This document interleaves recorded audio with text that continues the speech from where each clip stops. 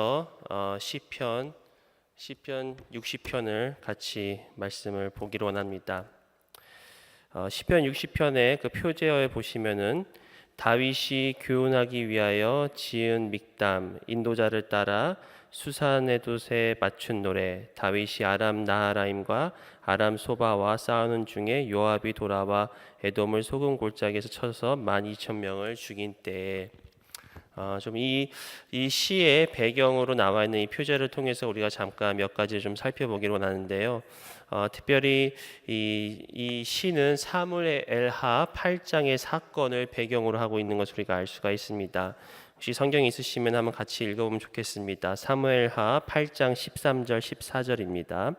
사무엘하 8장 13절 14절 제가 읽어드리겠습니다. 다윗이 소금 골짜기에서 에돔 사람 18,000명을 쳐 죽이고 돌아와서 명성을 떨치니라.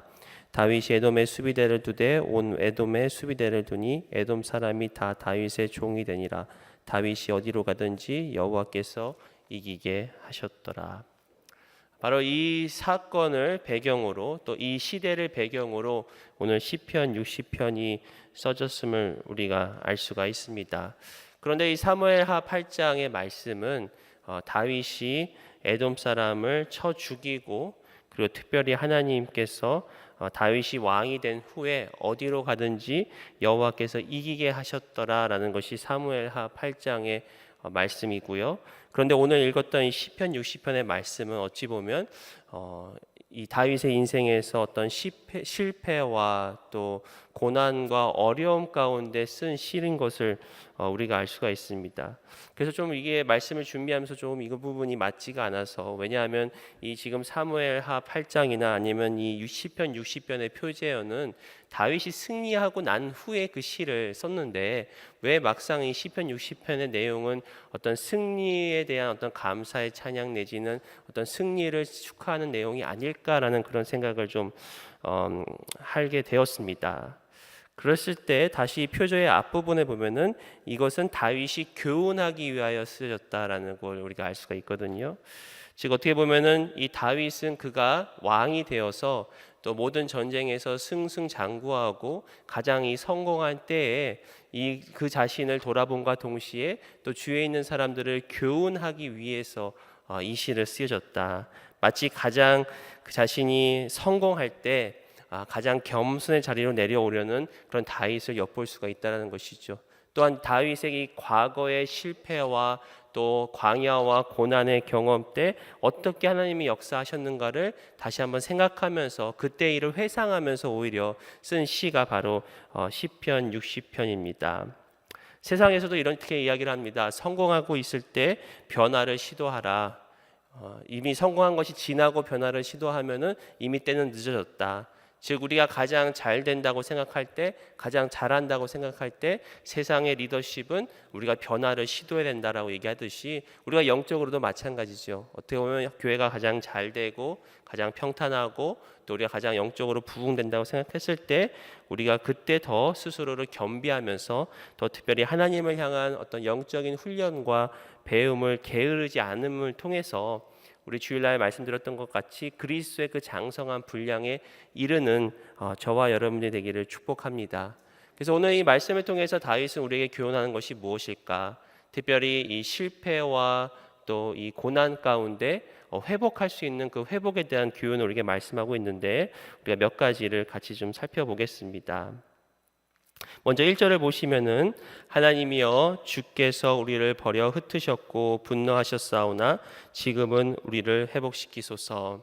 우리가 첫 번째로 알 수 있는 이 회복의 길은 우리가 우리의 실패가 하나님의 손에 있음을 인정할 때 하나님은 우리를 회복시켜 주신다는 것입니다. 다시 말씀드려서 우리 인생의 모든 순간들이 다 주님의 주권 아래 있음을 인정할 때 하나님은 우리의 실패에서 회복으로 인도하신다는 것입니다.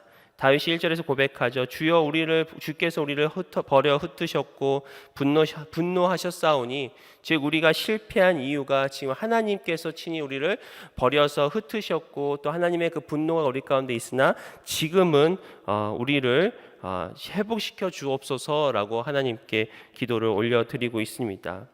이것을 통해서 우리가 알 수 있는 것은 이 성경의 중요한 주제 중 하나가 바로 하나님은 우리의 주권자시요 또 하나님은 우리의 왕이시다라는 것입니다.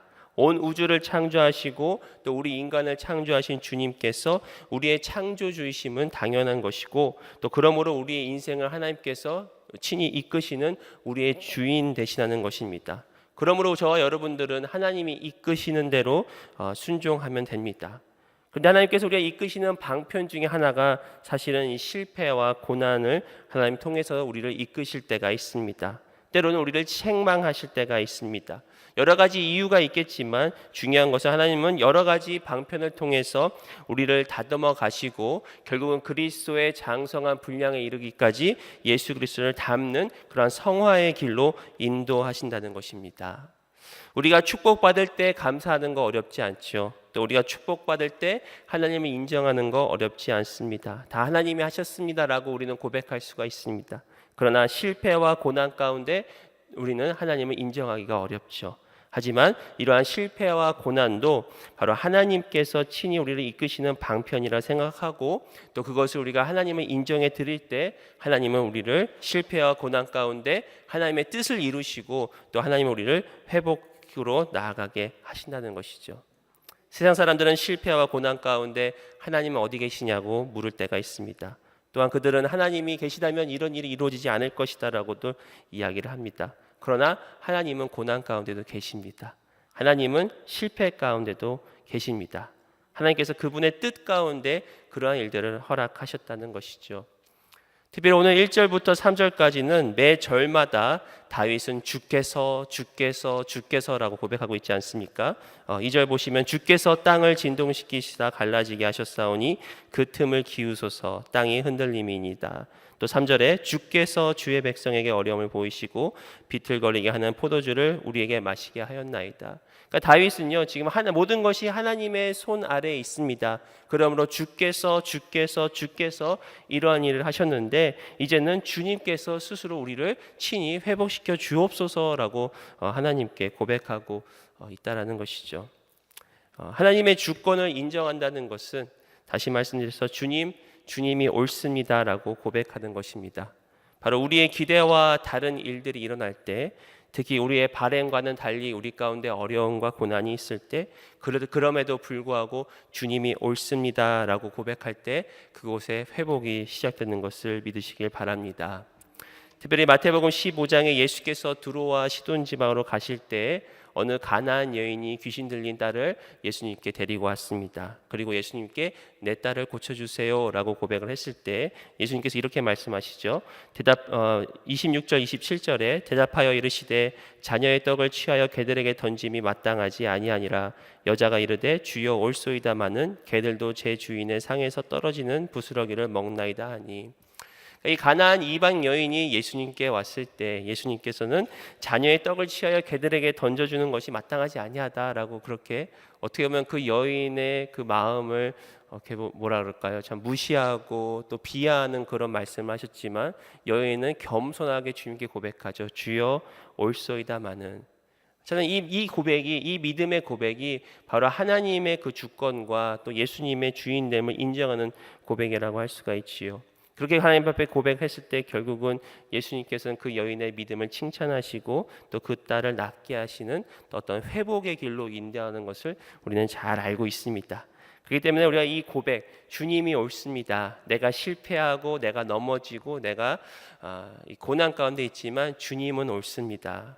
주님은 선하십니다 라고 고백할 때 하나님의 놀라운 회복이 있을 줄 믿습니다.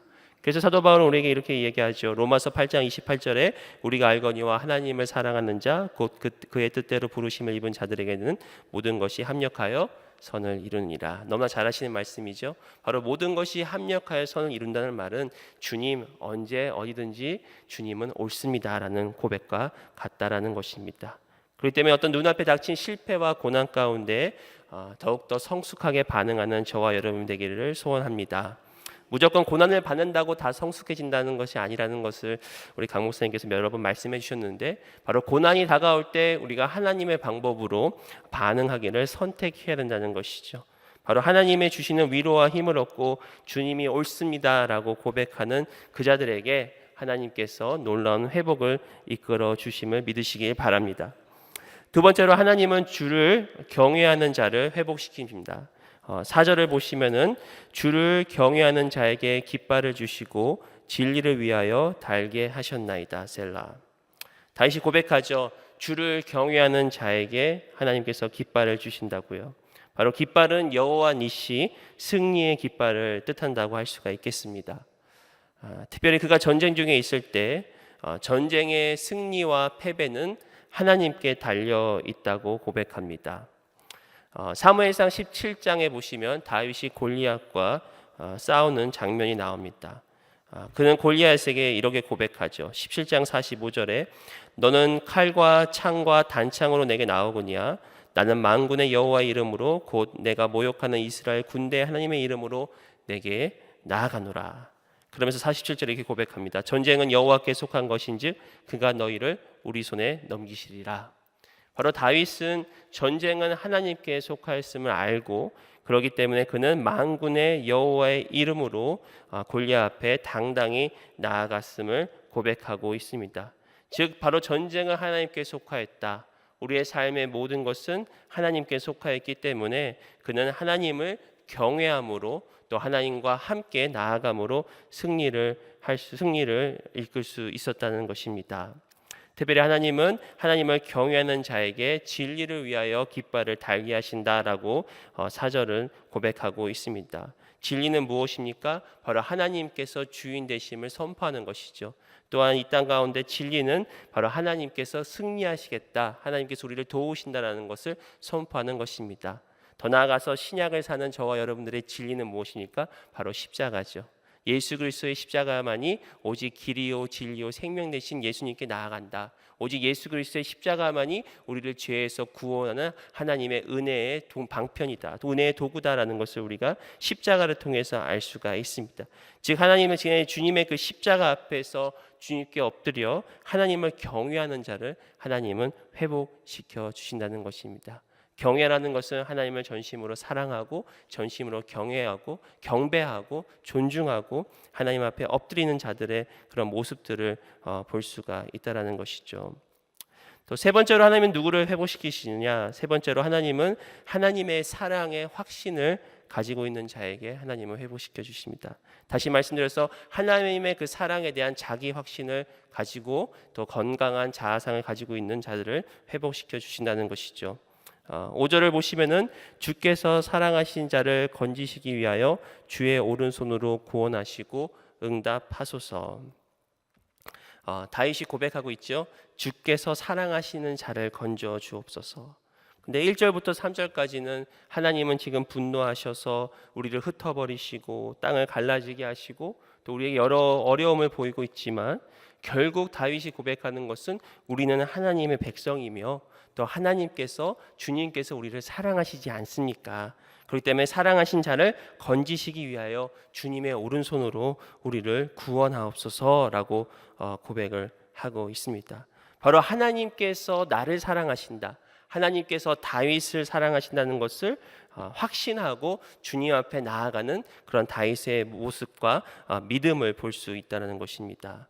다윗은 비록 하나님 앞에서 인생의 여러 가지 굴곡을 만났습니다. 광야를 통과하기도 하고 그가 하나님 앞에 실패하고 실수하고 넘어지고 범죄하기도 하였지만 하나님의 그 자기에 대한 하나님의 그 사랑은 흔들림이 없었다는 것을 우리가 알 수가 있지요. 그리고 다윗은 역시 하나님을 전심으로 사랑하는 자입니다. 특별히 우리가 얼마 전에 묵상하였던 시편 51편, 이 다윗의 대표적인 그 회개의 시라고 할 수가 있는데 그의 내용 중에 이런 내용이 있지요. 시편 51편 11절에 보시면 나를 주 앞에서 쫓아내지 마시며 주의 성령을 내게서 거두지 마소서. 다윗이 밧세바와 동침하고 그의 아내 우리아를 죽이고 난 후에 그 나단 선지자의 책망을 받고 하나님 앞에 고백하는 그런 이 회개의 시입니다. 근데 그 중에 그 내용 중에 하나가 나를 주 앞에서 쫓아내지 마시며 주의 성령을 내게서 거두지 마소서. 저는 이 말씀을 이렇게 묵상하고 생각할 때마다 참 이 회개의 놀라운 어떤 회개의 그 다윗의 모습을 볼 수가 있는데요. 왜냐하면 우리는 이 보통 하나님께 범죄하면은 하나님을 피하려고 합니다. 하나님으로부터 숨으려고 합니다. 그게 우리 인간의 본성이지 않습니까? 아담과 하와가 하나님께 범죄하여서 그들은 하나님을 피해 숨었습니다. 또 이 베드로나 또 예수님의 제자들이 예수님을 만났을 때 그들의 고백이 뭡니까? 주여 우리는 죄인입니다. 우리를 떠나소서. 왜냐하면 죄인된 우리가 거룩하신 하나님과 함께 있을 때 그것은 사망이기 때문에, 또 우리가 인간적인 본성으로 하나님께 범죄하면 하나님을 떠나고 하나님으로부터 피하는 것이 우리의 본성이지만, 다윗은 오히려 뭐라고 고백하죠? 나를 주 앞에서 쫓아내지 마시고 주의 성령을 내게서 거두지 마소서. 어떻게 이 범죄한 다윗이 이러한 고백을 할 수 있을까라고 생각했을 때 다윗은 하나님의 마음을 알고 있었던 자라는 것을 우리가 알 수가 있습니다. 특별히 하나님의 그 사랑, 다윗을 향한 하나님의 사랑을 알고 있었기 때문에, 그리고 또한 바로 하나님 안에서만 죄의 용서와 회복이 있음을 알았기 때문에 그는 오히려 하나님께 회개하면서 더 하나님께 붙어 있는 것입니다. 우리 인간은 죄를 지면 하나님을 떠나려고 하지만, 하나님을 피하려고 하지만, 그는 오히려 하나님을 나를 주 앞에서 쫓아내지 마시며 주의 성령을 내게 거두지 마소서라고 하면서 하나님께 붙어 있으려고 합니다. 오히려 붙어 있다 보면 하나님께 조금 더 맞을 수도 있지만 그 안에 진정한 죄와 용서와 회복이 있음을 그는 알기 때문에, 즉 하나님의 그 사랑, 하나님이 저를 사랑하시는 것을 알기 때문에 하나님께 붙어 있음을 우리가 알 수가 있지요. 그렇기 때문에 우리가 건강한 자존감을 또 회복하기 위해서는 하나님의 사랑에 대한 그 자기 확신이 있어야 합니다. 우리가 십자가에 죽여야 할 것은 우리의 병든 자아입니다. 왜냐하면 우리는 죄로 인해서 우리의 자아가 병들었기 때문입니다. 그 병든 자아의 이면에는 바로 이 거절감으로 인한 상처들이 있습니다. 그렇기 때문에 그 병든 자아는 자꾸만 은혜에서 멀어지게 합니다. 그리고 자꾸 우리를 율법으로 이끌어 갑니다. 무엇인가 내가 해야지 하나님으로부터 인정을 받는 것이 우리의 병든 자아의 모습입니다. 그렇기 때문에 우리가 오직 은혜로 구원을 받았지만 자꾸만 율법으로 가려고 그러고, 자꾸만 무슨 어떤 행위로 하려고 그러고, 쉽게 해서 우리가 이것을 하면 하나님이 우리를 사랑하실 거야, 우리가 이렇게 하면 하나님이 우리를 축복하실 거야 라는 어떤 조건적인 사랑으로만 자꾸만 우리가 가는 것은 결국 우리의 병든 자아의 모습이라는 것이죠. 그러나 온전한 하나님의 은혜로 또 예수 그리스도의 그 십자가의 공로로 우리가 구원을 받았다면은, 이제는 우리가 병든 자아가 아니라 바로 하나님의 사랑, 영원히 변치 않으시는 하나님의 사랑 가운데 우리가 온전한 확신으로 들어가야 된다는 것입니다. 누가 뭐래도 하나님은 저와 여러분을 사랑하십니다. 아멘. 우리가 어떠한 가운데 있을지라도 하나님의 사랑은 변치 않으십니다. 우리의 구원의 근거는 우리 자신의 행위나 우리 자신의 상태가 아니라 바로 예수 그리스도의 십자가의 공로가 우리 구원의 근거입니다. 우리는 변할 수가 있습니다. 제가 아무리 목사라도 언제든지 죄를 지을 수 있고 넘어질 수 있습니다. 또 실수와 실패를 수도 없이 합니다. 그러나 예수님은 변하지 않으십니다. 하나님의 사랑은 변치 않으십니다. 그렇기 때문에 영원히 변치 않으시는, 어제와 오늘이나 영원토록 동일하시는 주님께 우리는 주님을 붙잡을 수 있다는 것입니다. 그것이 바로 하나님의 사랑입니다. 그래서 하나님의 사랑을 확신할 때 우리는 온전히 주님께 나아갈 수 있고 온전한 회복이 있음을 믿으시길 바랍니다. 신학교 다닐 때 이런 일이 있습니다. 이렇게 신학생들도 이제 공부를 하다 보면은 이렇게 숙제도 내야 되고 또 시험도 보지 않습니까? 이렇게 신학교도 사실 이렇게 그렇게 쉽지만은 않습니다. 만만치 않습니다, 공부하는 게. 그래서 시험들을 보면은 이렇게 신학교 학생들이 이렇게 이런 얘기를 합니다. 내가 좀 너무 시험을 못 본 것 같아. 이러면서 막 좌절하고 낙심할 때가 많이 있거든요. 그럼 우리가 서로 이런 얘기를 해줍니다. 하나님은 그래도 당신을 사랑하십니다. God still loves you. 예. 그게 이제 그렇게 서로 이렇게 이야기를 해주고 위로를 합니다. 근데 그게 위로가 돼요. 예. 하나님은 그래도 여러분을 사랑하십니다. 예? 우리가 얼마나 하나님을 마음 아프게 하고 얼마나 실수를 많이 하고 넘어집니까? 하지만 하나님은 그래도 저와 여러분을 사랑하십니다. 그 사랑의 확신이 있을 때 마치 로마서 8장인가요? 성령으로 말미암아 하나님의 사랑이 우리에게 부음바 되어졌을 때 우리는 회복과 동시에 하나님께 나아갈 수 있죠. 그리고 하나님이 원하시는 모습으로 우리가 변화될 수 있죠. 그러니까 이 사랑의 확신은 어떤 우리의 그 삶에 대한 어떤 방종이 아닙니다. 우리가 자꾸만 은혜를 방종으로 해석할 때가 있잖아요. 내가 아무렇게나 해도 하나님 우리 사랑하신다. 그런 모습, 하나님의 진짜 사랑을 우리가 만나면 우리의 삶은 변화되게 되어 있습니다. 하나님의 사랑은 진정으로 깨달으면 우리는 하나님을 위해서 우리는 순종하는 우리의 삶으로 이끌어진다는 것이죠. 그렇기 때문에 먼저 이 하나님의 사랑에 대한 확신이 있어야 됩니다. 예수님도 이 땅에서 공생하실 때 바로 이러한 하나님의 사랑을 받았음을 우리가 알 수가 있는데, 특별히 예수님께서 공생의 사역을 하시기 전에 세례 요한으로부터 세례를 받으십니다. 그리고 십자가를 지시기 전에 변화산에 올라가서 엘리야와 모세를 만납니다. 근데 바로 이 마태복음 3장과 마태복음 17장에 그러한 사건 가운데 하나님께서 그 가운데 개입하여 주시는데, 하나님께서 이러한 음성으로 저들에게 들려주십니다. 마태복음 3장 17절에 하늘로부터 소리가 있어 말씀하시되 이는 내 사랑하는 아들이요 내 기뻐하는 자라 하시니라. 바로 이 하나님께서 예수 그리스도를 향하여 내 사랑하는 아들이요 내 기뻐하는 자다, 이것이 3장과 17장에 동일하게 나오고 있습니다. 즉 예수님께서 공생의 사역을 하시기 전에 들었던 음성은 내 사랑하는 아들이요 내 기뻐하는 자라. 그리고 예수님께서 이 공생의 사역의 마지막 하이라이트 십자가를 지시기 전에 들었던 하나님의 음성도 동일하게 내 사랑하는 아들이요 내 기뻐하는 자다. 저는 이 말씀을 통해서, 사실 예전에 이 강 목사님 설교를 통해서 제가 깨달았던 건데, 이 말씀을 통해서 우리가 정말 그 하나님의 그 사랑에 대한 자기 확신이 얼마나 중요한지를 깨달을 수 있습니다. 예수님께서 공생애를 물론 성령님과 함께 이끄셨고 또 십자가도 마찬가지죠. 그러나 십자가를 지시기 전에, 공생애를 지시기 전에 나를 사랑하시는 하나님, 나를 기쁘게 여기시는 하나님에 대한 확신을 갖고 사역을 시작하셨다는 것이죠. 그러면 사랑하는 성도 여러분, 우리가 정말 하나님이 우리를 사랑하시는 이 사랑에 대한 확신을 가지시기 바랍니다. 때로는 성도님들에게 이런 얘기를 하면은 다 아는 사실인데 굉장히 놀라워하실 때가 있고 또 이렇게 은혜를 많이 받으실 때가 있어요. 왜냐하면 자꾸만 자기의 어떤 행동과 행위를 볼 때는 너무나 부족하거든요. 그래서 자꾸만 하나님의 그 사랑에 대해서 확신이 없는데, 여러분 제가 개런티합니다. 하나님은 여러분 아직도 사랑하십니다. 제 말이 아니라 성경 말씀이라는 것이죠. 그와 마찬가지로 이러한 그 하나님의 사랑에 대한 확신, 그렇기 때문에 이 다윗이 고백하는 거예요. 주께서 사랑하신 자를 건지시기 위해서 주의 오른손으로 구원하시고 응답하소서. 바로 나는 하나님의 사랑하는 자이지 않습니까? 하나님의 사랑을 입은 자이지 않습니까? 주여 우리를 구원하시고 주여 우리의 기도에 응답하여 주옵소서라고 말씀을 하고 있습니다. 네 번째로 우리는 거룩한 하나님의 말씀을 들을 때 하나님은 우리를 회복시키십니다. 6절 보시면은 하나님이 그의 거룩하심으로 말씀하시되 내가 뛰놀리라, 내가 세겜을 나누며 숫고 골짜기를 측량하리라. 바로 다윗이 하나님의 사랑에 대한 확신으로 하나님께 간구하죠. 하나님 우리를 구원하시고 주여 응답하소서라고 5절에 간구를 할 때 바로 6절에서는 하나님께서 말씀하십니다. 근데 다윗은 그러한 하나님의 말씀을 거룩하신 말씀이라고 그렇게 고백을 합니다. 그러면서 하나님께서 이 말씀하시는 것은 무엇입니까? 바로 이스라엘 온 땅과 그리고 이방의 온 땅은 바로 하나님께서 친히 통치하시고 그것은 하나님의 소유다라고 다윗에게 말씀하고 있습니다. 그래서 이어서 성경을 보시면 7절에 길르앗이 내 것이요 므낫세도 내 것이며 에브라임은 내 머리의 투구요 유다는 나의 규이며 모압은 나의 목욕통이라 에돔에는 나의 신발을 던지리라 블레셋아 나로 말미암아 외치라 하셨도다. 누가 나를 이끌어 견고한 성에 들이며 누가 나를 에돔에서 인도할까?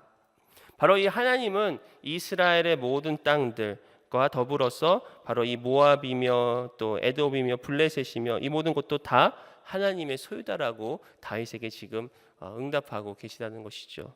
그렇기 때문에 우리가 이것을 통해서 다시 한번 알 수 있는 것은 우리가 회복을 위해서는 먼저 하나님의 그 음성, 하나님의 그 약속의 말씀을 붙들고 나아가야 한다는 것입니다.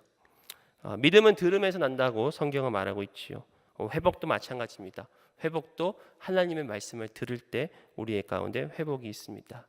여러분 은혜를 받고 싶으시죠? 그러면 간단합니다. 은혜의 자리에 나오시면 됩니다. 은혜의 자리에 나오셔서 하나님의 말씀을 들으면 우리는 회복되어집니다. 왜냐하면 회복은 하나님께만 있기 때문입니다. 그런데 우리는 자꾸만 육신이 힘들고 또 어려워지면 교회를 좀 멀리할 때가 있죠. 예배를 좀 이렇게 멀리합니다. 쉬고 싶다는 것이죠. 힘들다는 것이죠. 그렇지만 그때 바로 이 은혜의 자리를 선택하는 사람들에게는 하나님의 회복이 일어난다는 것입니다. 여러분 한번 생각해 보십시오. 혹시 오늘과 같이 이 새벽기도 나왔다가 돌아가실 때 괜히 나왔다라고 생각하시는 분 계십니까? 아마 이 새벽기도 나오기 위해서는 참 이게 또 많은 유혹과 또 이런 그렇지 않습니까? 저는 심지어 오늘 설교를 하는 사람에도 불구하고 새벽에 굉장히 유혹이 많았습니다. 내가 좀 더 자면 좋겠다. 아니면 내가 안 가더라도 분명히 누군가는 내 대신 설교할 텐데 물론 좀 혼나고 말지 이런 생각. 갑자기 막 유혹이 생기는 거예요. 그래가지고 아침에 설교 준비해야 되는데 그거 유혹 때문에 30분을 침대에서 뒤척이다가 일어나서 또 이렇게 말씀을 준비하기 시작하는데 얼마나 은혜가 되는지 할렐루야. 아마 여러분 나올 때는 우리가 어렵지만 나오고 돌아가는 발걸음 항상 가볍지 않습니까? 특별히 새벽기도 나오면 뭔가 내가 승리했다는 그런 기쁨이 있고 또 말씀과 기도 가운데 하나님의 놀라운 은혜가 있습니다. 그렇기 때문에 우리가 회복을 위해서는요 간단합니다. 은혜의 자리를 사모하시기 바랍니다. 자꾸만 이 사단은 우리를 은혜의 자리에서 멀어지게 하는 것 같아요. 바쁘다는 것이 요즘 세상의 가장 큰 것 중에 하나가 이 바쁘다는 거 아닙니까? 우리가 바쁘지 않습니까? 세상은 마치 바쁜 사람이 성공한 사람인 양 그렇게 이야기를 합니다. 뭔가 바빠야 내가 뭔가 이룬 사람 같습니다. 그러나 바쁘기 때문에 우리는 때로는 하나님의 은혜를 놓칠 때가 많죠. 때로는 우리가 교회 예배 자리뿐만이 아니라 우리의 일상 가운데서도 좀 시간을 만들고 공간을 만들어서 이렇게 은혜의 자리에 머물 때 이렇게 예배에서 설교 듣는 것뿐만 아니라 우리가 평소에 하나님의 말씀을 가까이 하고 또 말씀을 묵상할 때 그곳에 회복이 있습니다. 하나님의 말씀을 떠나서는 회복이 없습니다. 아무리 육체적으로 아무리 쉬고 쉬어도요 별로 그렇게 회복이 일어나지 않습니다. 제가 이렇게 항상 이렇게 우리 모두가 그렇지만 참 잠이 부족하잖아요. 그래서 가끔은 정말 오랫동안 잡니다. 그럼 자고 일어나서 하는 말이 이겁니다. 별거 없네. 그렇게 많이 자도 별로 이렇게 피곤한 건 여전하더라고요. 괜히 너무 많이 자서 머리만 더 아프지 별거 없네. 그렇기 때문에 우리가 하나님 앞에 나오는 그리고 말씀 가운데 회복이 되어지는 저와 여러분 되시길 축복합니다. 마지막으로 우리는 하나님을 의지할 때 하나님의 회복이 있습니다. 12절을 보시면 우리가 하나님을 의지하고 용감하게 행하리니 그는 우리의 대적을 밟으시리미로다. 바로 이 다윗의 마지막 고백이죠. 우리가 하나님을 의지하고 또 용감하게 행할 때 하나님은 우리의 대적을 밟으시고 바로 우리를 구원하실 것이다. 회복시키실 것이다.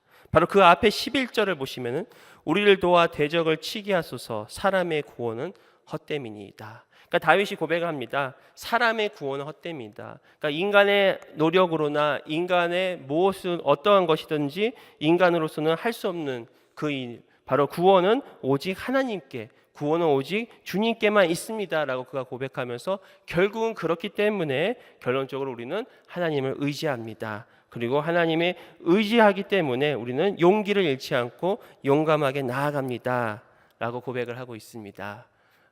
아마도 이러한 고백이 바로 다윗이 어디를 가든지 여호와께서 그를 승리케 하신 요인이 아닐까 생각이 합니다. 다윗은 그가 가지고 있었던 병거나 또 그와 함께했던 군사들을 의지한 것이 아니라 바로 하나님을 의지함을 통해서 그리고 용기를 가지고 용감하게 용맹하게 나아가 싸웠다는 것입니다. 아까도 잠깐 말씀드렸지만 그가 골리앗과 싸움을 하러 나갔을 때 바로 만군의 여호와의 이름을 의지함과 같이 그가 주님 앞에 나아갔다는 것을 우리가 알 수가 있습니다. 사랑하는 성도 여러분, 우리에게 누군가 의지할 대상이 있는 것이 참 행복하다는 것을 여러분 아십니까? G.K. 체스터턴이 이런 얘기를 했습니다. 감사의 대상이 없는 사람이야말로 가장 불행한 사람이다. 가끔 제가 이제 우리 사랑 공동체를 하다 보니까 이제 돌예배 가끔 이제 가서 인도할 때가 있거든요. 그게 돌예배 인도를 하면은 어쨌든 돌예배를 통해서 우리가 가장 중요한 것이 이 하나님께 감사를 드리는 거잖아요. 1년 동안 아이를 잘 또 하나님께서 이렇게 기르게 해주시고 이렇게 지켜주시고 이런 것들 감사하는 감사 예배잖아요. 그래서 한 번은 그런 돌예배 가서 좀 생각을 해보는데 세상 사람들은 돌잔치 때 과연 뭐 할까? 물론 자기들끼리 이렇게 먹고 마시고 축하하고 하지만 뭔가 감사할 대상이 없는 거예요. 물론 부모님께 감사할 수도 있지만 우리는 바로 우리 궁극적으로 우리를 보호하시고 지켜주시고 먹이시고 살리시는 하나님께 감사를 드릴 수가 있잖아요. 여러분 그게 얼마나 큰 특권인지 아십니까? 온 우주를 창조하신 하나님께 감사하는 것이 제가 볼 때 우리 성도가 갖고 있는 가장 큰 특권입니다. 또한 더불어서 우리는 감사하기 때문에 의지할 수가 있죠. 예, 하나님을 바로 의지함을 통해서 우리는 그것이 우리가 누릴 수 있는 가장 큰 특권이라는 것입니다. 그리고 우리가 하나님을 의지함을 통해서 또 하나님을 자랑할 수가 있습니다. 이 모든 것들이 우리 성도에게 주신 하나님의 놀라운 은혜요, 바로 우리의 그 행복의 비결이지 않겠습니까? 그렇기 때문에 우리가 회복을 위해서는 또 우리 인생 가운데서의 승리를 위해서는 우리가 바로 하나님만을 의지하는 그러한 삶을 사시기를 축복합니다. 의지라는 것은 바로 우리가 그만큼 행복하다는 것을 기억하시기 바랍니다. 의지할 대상이 있다는 것 자체가 우리에게 놀라운 축복입니다.